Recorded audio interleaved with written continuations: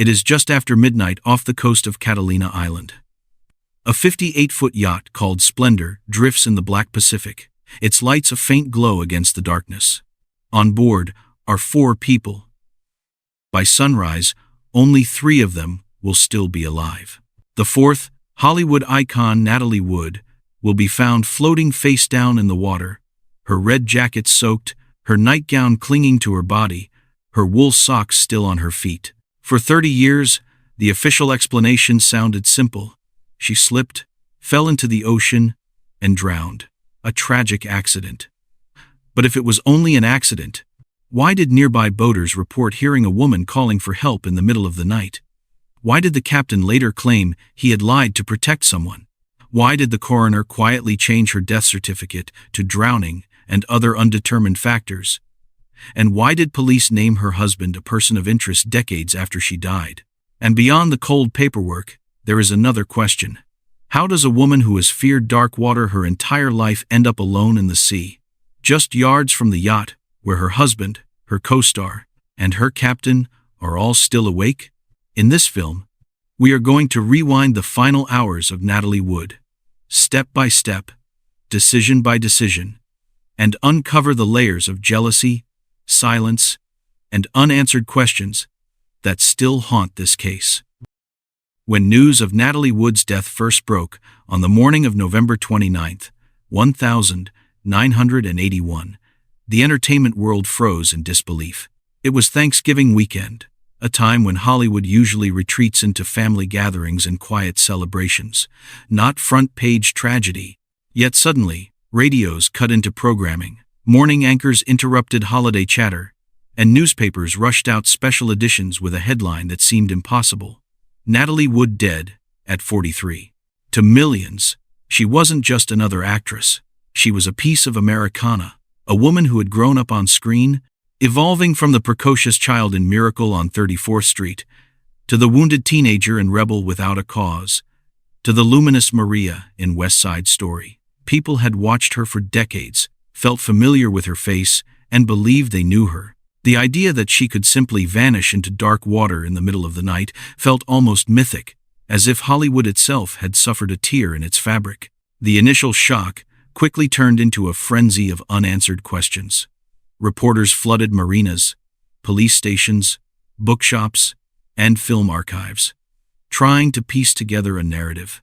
Paparazzi besieged the family home. Fans left flowers and letters on studio gates, whispering to one another that something about the story did not feel right, not for a woman who feared water so deeply, not for a star who had been surrounded by people the moment she disappeared. Her colleagues were devastated. Directors who had worked with her described her as disciplined, luminous, and quietly fragile. Co-stars spoke of her generosity, her intelligence, and her ability to light up a frame without ever overshadowing her castmates. Hollywood veterans felt as though they had lost a bridge to a more elegant era, a time when actors were icons and cinema carried a kind of magic that has long since faded. But beneath the grief lurked a growing unease. This was not a clean story. It was not a peaceful passing. Natalie had been on a yacht with her husband, Robert Wagner, her co-star Christopher Walken, and a captain who admitted years later that he had lied to investigators. There were reports of arguments, broken glass, raised voices, nearby boaters claiming to hear screams in the night. It didn't take long for the tragedy to shift from heartbreak to suspicion. Television networks started airing retrospectives of her life. But alongside the tributes were questions, hesitations, and investigative segments. Newspapers ran timelines, maps of Catalina Island, diagrams of the yacht layout, and speculative editorials. Talk shows debated whether her death was truly an accident or part of something deeper and darker. For the public, the contrast was jarring. A glamorous Hollywood legend, adored worldwide, versus a lonely, mysterious death at sea, surrounded by contradictions. And that contrast between the image she projected and the circumstances in which she died became the fuel that has kept her story alive for more than 40 years. Even today, long after many of her contemporaries have faded from memory, Natalie Wood's death remains one of Hollywood's most debated and unsettling mysteries, because from the very beginning, People sensed that something about that night on Splendour simply did not add up. To understand what happened that cold November night, we have to step away from Catalina Island and travel back through Natalie Wood's life, because her final hours were not an isolated accident. They were the end point of a story shaped by pressure, perfection, fear, and the heavy cost of fame. Natalie was born Natalia Nikolaevna Zakharenko, the daughter of Russian immigrants. From the beginning, her mother believed her daughter was destined for stardom, and that belief became a lifelong command.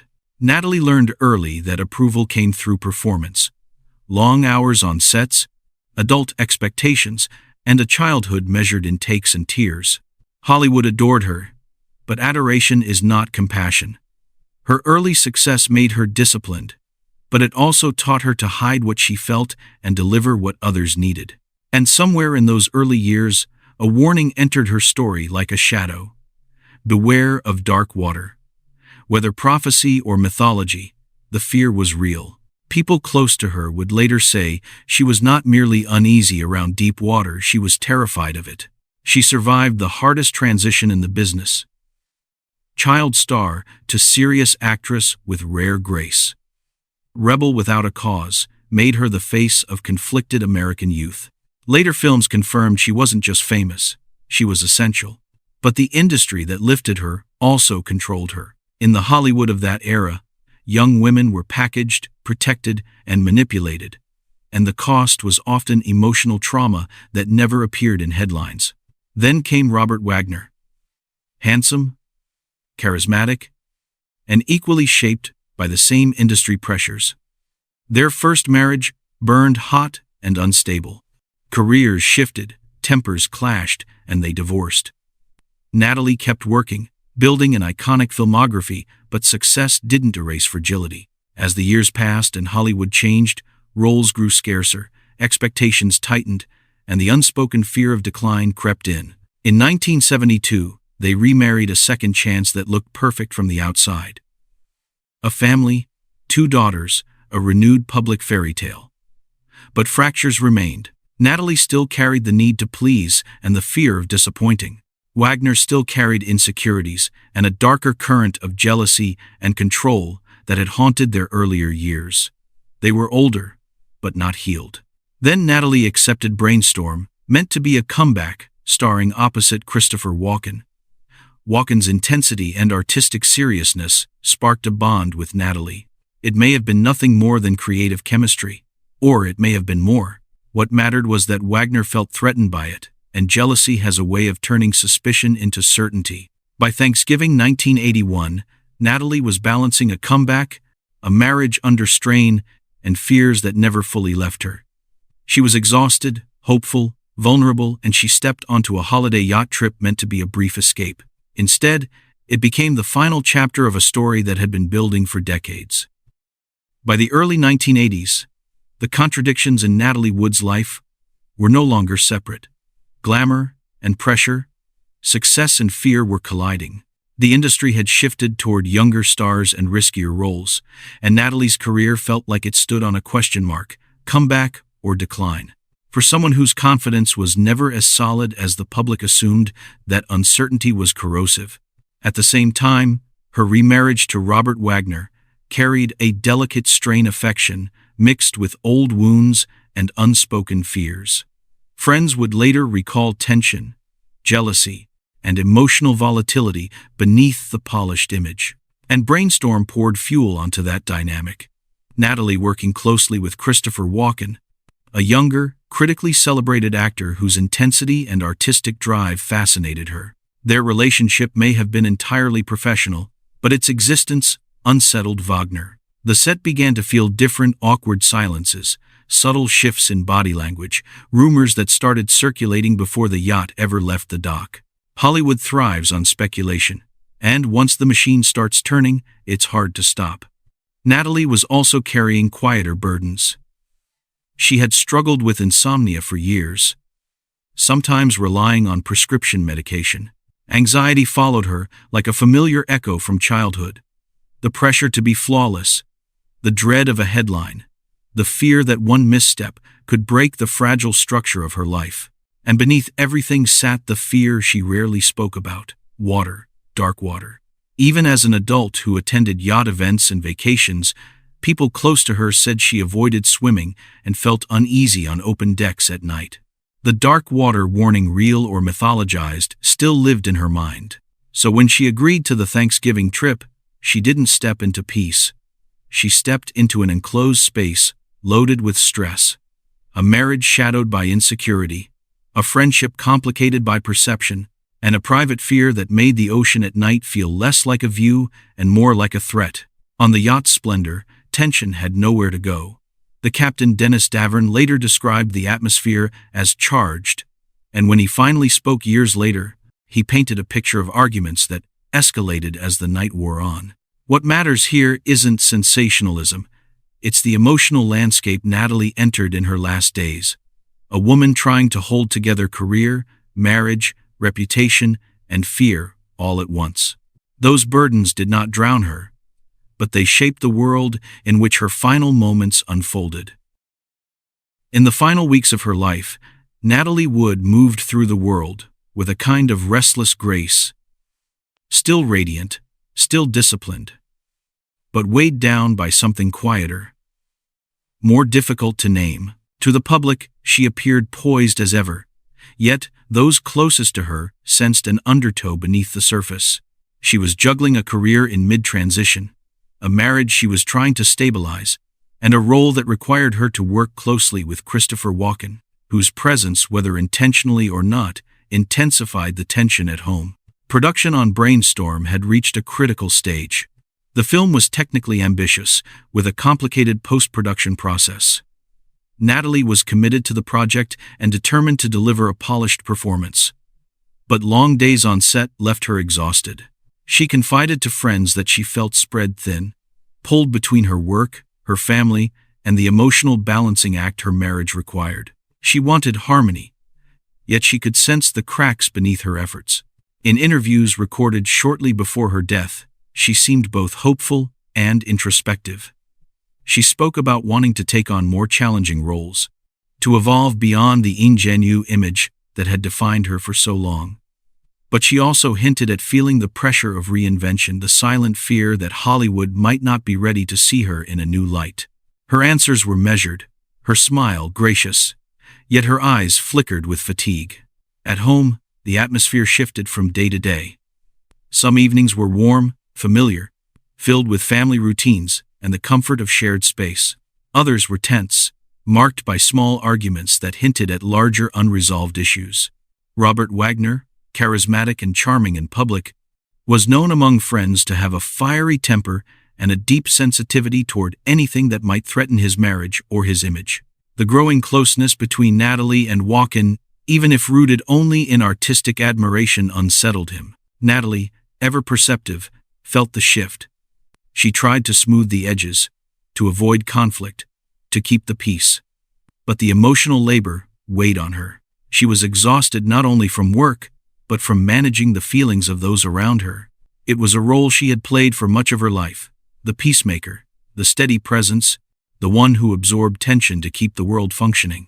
Friends later recalled that in the days before the trip to Catalina Island, she seemed contemplative.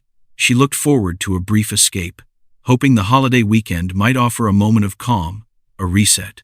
But she also expressed hesitation about being on the water at night, a fear she had never shed, rooted in childhood trauma and a lifelong unease around deep, dark water. Still, she agreed to go. Perhaps out of loyalty, perhaps out of hope, perhaps because she believed the weekend could mend what had begun to fray. On Catalina Island, the contrast between the serene surroundings and the emotional tumult aboard the yacht was stark. During the day, the group laughed, ate together, and explored the island. Photographs taken during the trip show Natalie smiling, her hair tousled by the ocean breeze, her expression both joyful and distant. She looked beautiful, yet there was a quiet tension around her eyes, a hint of worry, a shadow of emotional fatigue. As night fell, the dynamic shifted. Alcohol flowed more freely. Conversations sharpened. A seemingly trivial disagreement could carry the weight of years. The mixture of jealousy, admiration, unresolved tensions, and the physical confinement of the yacht created a pressure cooker effect. Even Walken, typically calm and cerebral, seemed unnerved by the atmosphere. In these final days, Natalie also spoke of dreams. She still hoped to pursue a return to theater, more dramatic films, time with her daughters, and the possibility of directing someday. She was not a woman ready to leave the world. She was planning, thinking ahead, imagining a future. But she was also struggling. She was tired. She was carrying fears she had learned to hide well, and she was trapped between two versions of herself: the poised star the world adored, and the vulnerable woman who felt increasingly cornered by circumstances she couldn't fully control. In retrospect, those who knew her best said the signs were their subtle shifts in her tone, quiet expressions of worry, moments where her gaze drifted to a distant thought she didn't articulate. She seemed to be fighting an invisible battle that no one around her truly understood. These final days were not marked by dramatic breakdowns or explicit warnings. Instead, they were filled with the muted tremors of a life under strain, emotional exhaustion, tension simmering beneath civility, and a growing sense of unease within the confined space of the yacht. What happened next would elevate that unease into one of Hollywood's most enduring tragedies. In the final 24 hours of her life, the world around Natalie Wood seemed calm, almost deceptively so. Catalina Island glowed softly under the late autumn sky, its coastline wrapped in a stillness that felt suspended outside of time.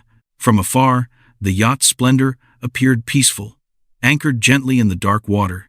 But inside, a storm had already begun. That Saturday afternoon, Natalie, Robert Wagner, and Christopher Walken enjoyed a quiet lunch on the island. Observers later recalled that Natalie seemed relaxed, even cheerful, though faint undercurrents of tension flickered in the group's interactions. The meal was pleasant but guarded, like a conversation where no one wanted to say what they were really thinking. Back on the yacht before dusk, the mood shifted. The cabin filled with the clinking of glasses, the soft hum of conversation, and the intimate closeness of three people bound together not by harmony, but by a web of insecurities and unspoken questions. Natalie, who was exhausted from consecutive filming days and emotional strain, drank more than she usually would. Walken remained reserved, contemplative. Wagner grew increasingly agitated as the evening progressed. Though the exact reason, jealousy, fear, frustration, or something more complex, remains debated decades later. By early evening, a heated conversation erupted between Wagner and Walken. According to later testimonies, Walken expressed concern that Natalie was spreading herself too thin, that she was balancing too many ambitions at once, too many expectations from too many people. Wagner took offense, interpreting the comment as a provocation or a challenge. Voices rose. Natalie attempted to calm the situation, but her presence only heightened the tension. The night deepened into a cold November darkness. The sea, barely visible from the deck, was a vast black mirror, silent, impenetrable. Inside the yacht, the argument between the men escalated. Walken withdrew eventually to his cabin, unwilling to participate further. What happened immediately afterward is a matter of conflicting accounts. But what is known is this: Natalie Wood, a woman terrified of dark water, left the safety of the cabin moments before she disappeared forever. Sometime between 10:30 p.m. and 11:05 p.m., she vanished from the yacht. The official version would later point to an accident, a dinghy bumping against the hull, a loose rope, perhaps Natalie attempting to secure it before bed and falling into the water. But the details did not align cleanly. Witnesses from nearby boats reported hearing voices arguing, yelling, or crying. But the exact words were lost to the wind and the steady churn of the waves. Inside Splendour, confusion mounted. Wagner claimed he believed Natalie had gone to calm herself, perhaps boarding the dinghy. But for over an hour, no one called for help. No distress signal, no frantic radio communication.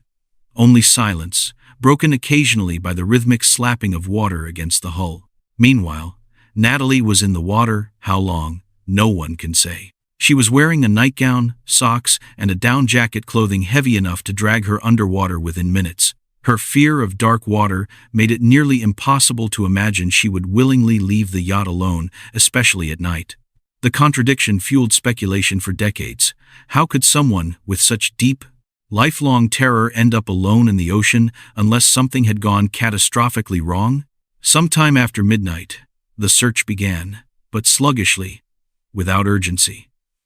A Coast Guard team was eventually alerted. The island's quiet night turned into a discreet but frantic effort to locate one of Hollywood's most beloved stars. At 7:44 a.m., the next morning, November 29, 1981, Natalie Wood's body was found floating face down near Blue Cavern Point. She was less than a mile from the yacht. The dinghy she supposedly attempted to secure was discovered beached nearby, its motor switched off. The sun had risen by then, casting soft gold light over the waves as if trying to soften the brutality of what had occurred. But nothing could soften it. A woman who had once filled the screen with warmth, vulnerability, and incandescent life now lay still, her final moments swallowed by a darkness no investigation would ever fully illuminate. Reports later confirmed she had bruises on her arms and legs, as well as abrasions that could have resulted from either an accidental fall or from something more violent, the ambiguity itself becoming one of the most haunting elements of the case. Her blood alcohol level was high, but not high enough to completely impair her judgment. She was conscious, aware, perhaps frightened in those moments before the water claimed her. The image of Natalie alone in the cold, black ocean, the very thing she feared most, is a detail that continues to haunt those who try to make sense of her final hours. Was she calling out? Was she struggling? Was she still hoping someone on the yacht would notice she was gone? No one can say for certain.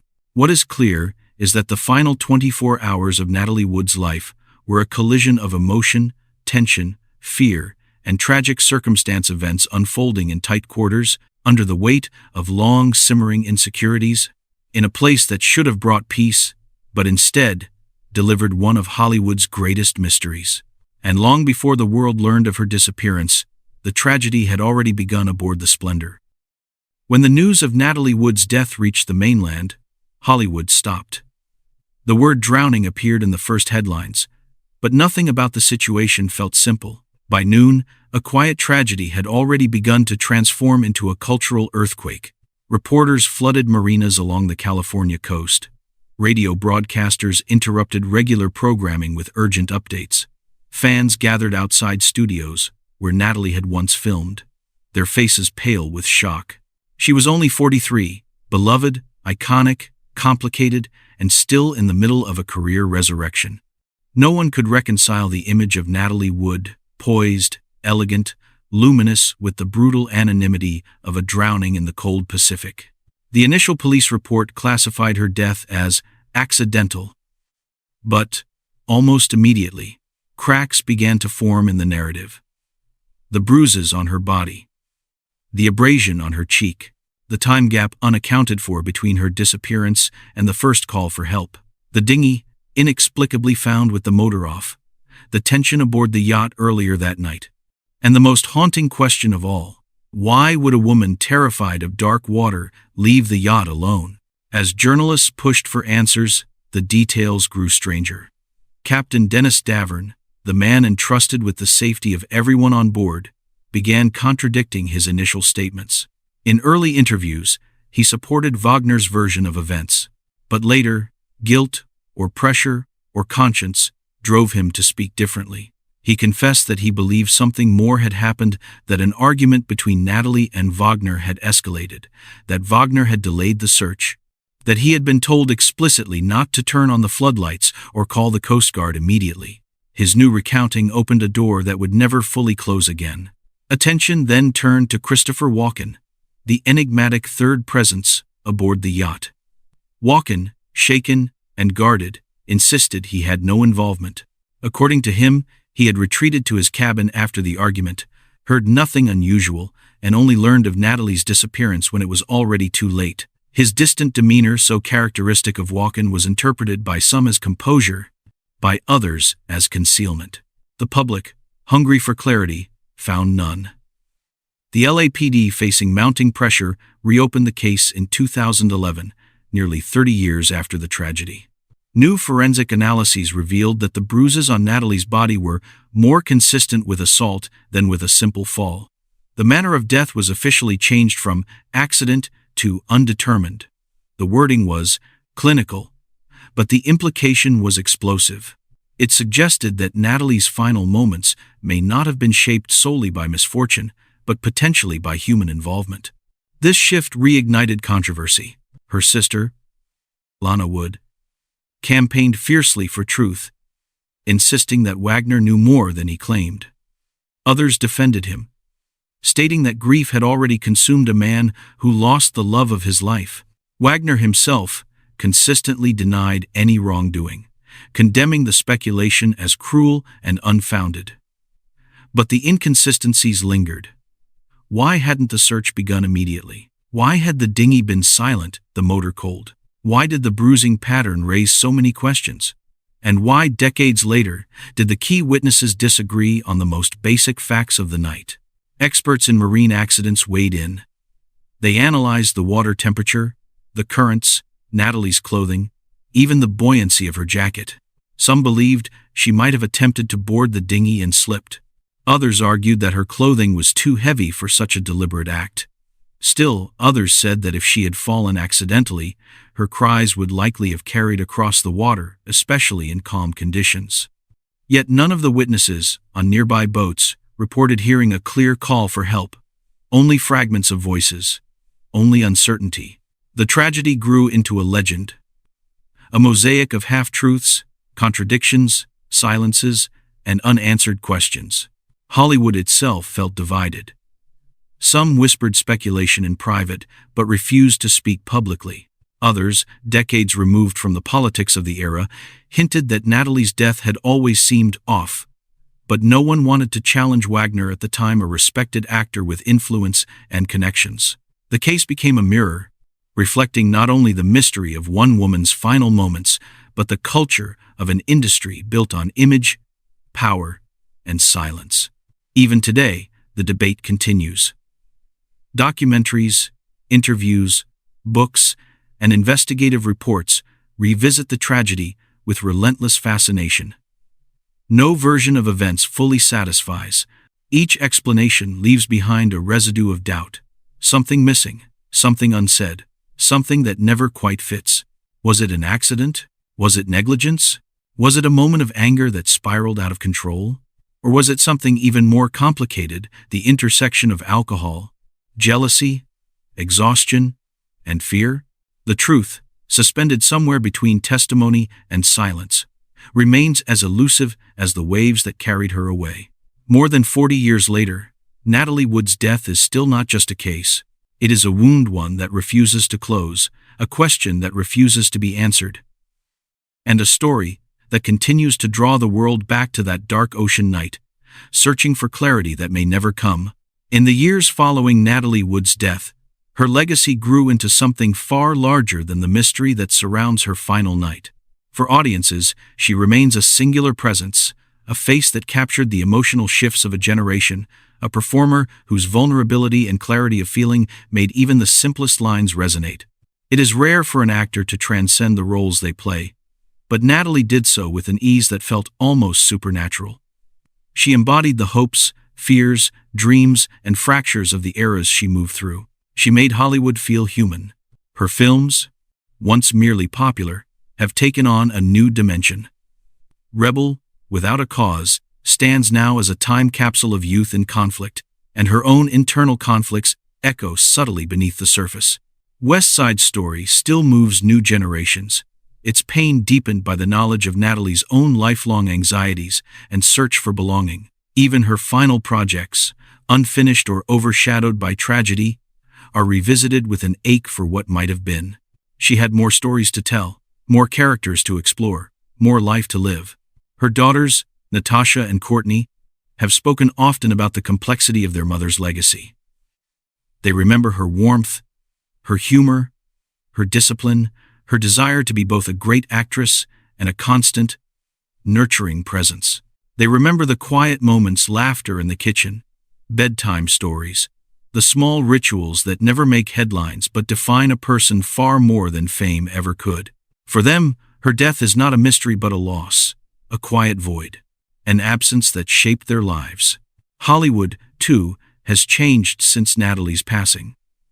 Conversations about safety on film sets, mental health, substance abuse, and domestic conflict have grown sharper, more honest. Her story, though wrapped in uncertainty, is often cited as a reminder of how fragile life can be behind the facade of glamour. It exposes how easily power dynamics, emotional strain, and silence can shape a tragedy. And how, even now, the truth can be harder to uncover than any scripted drama. Yet the heart of her legacy lies not in speculation, but in empathy. Natalie Wood lived her life in the spotlight. But she carried private fears she often hid with grace. She loved deeply, even when it hurt. She worked tirelessly, even when she felt insecure or unseen. She tried again and again to build a world where art, family, and personal happiness could coexist. And in her final hours, those very human struggles collided with fate in a way that still leaves the world breathless. Her story invites us to reflect on the invisible pressures people carry, the unspoken worries, the quiet tremors beneath a polished surface. It reminds us that even the brightest stars can feel alone in the dark. And it asks us to look more closely at those we admire, at those we love, at ourselves, and to recognize the fragility that exists beneath every life. Natalie Wood's legacy is not defined by how she died, but by how fully she lived, by the tenderness she brought to her characters, by the vulnerability she allowed the world to see, by the courage it took to keep reinventing herself in an industry that often demanded perfection, and perhaps, most of all, by the echo she left, a soft, lingering resonance that reminds us that every life, no matter how luminous, is made of moments delicate enough to break. More than 40 years later, the waves off Catalina Island still whisper her name, not as a question, not as a mystery, but as a memory shimmering, complex, heartbreaking, and unforgettable.